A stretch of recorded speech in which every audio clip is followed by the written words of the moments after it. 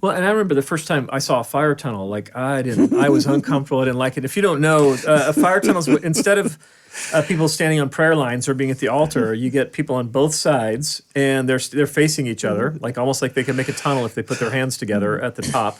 And then we had people walk through, and then there would be sometimes the fire tunnels are very relatively tame. They're just like there's a elusive blessing or some sort of, but sometimes they can get quite chaotic.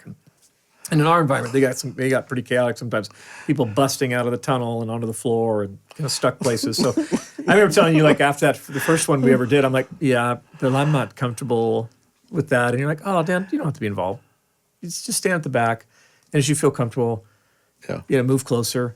But it was like you never, like my job was never on the line. Like I got to get this or not. There was no coercion. No. There was nothing of that. It was just like, just taste and see. Just be in the room and where these things are happening, and see what the Lord does. And so that sort of freedom that you gave me, and that it wasn't groupthink or manipulation, was super. It helped me feel the integrity and the authenticity of your connection with Jesus, right. And that it wasn't about, hey, we're all doing this. Are you in or you're out sort of deal. But it was like we're just experiencing the Lord's presence, at the rate that He is, that we can, and that He's revealing Himself. And so I was always appreciative of your tenderness with me, with my big brain. I know it's not very big, but I think, I like to live in my brain. So, well, you may remember when we first started praying for people, ministering to people in the sanctuary there, we put them on lines or however we did it.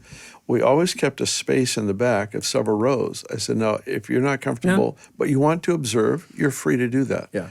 And so that's okay, because we all have a different pace by which we evaluate, we think through, we process, we dialogue with friends, we pray. And it just, you don't win anything by forcing people or manipulating them.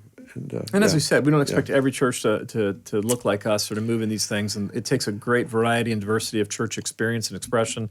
Yeah. There was a season in my life when the reading the word, reading the whole liturgy together with the community was the most healing. I'd go into an Episcopal church and we would read the liturgy. No dynamic sermons at all, but I was saying aloud the liturgy, and it was healing to me in this time of brokenness or desperation I was in that moment. That's so beautiful. We need all sorts of expressions of church. That's the point. We need a diversity. It's not just tolerated. It's there's some things pretty special there. Absolutely. that we need to value. I agree.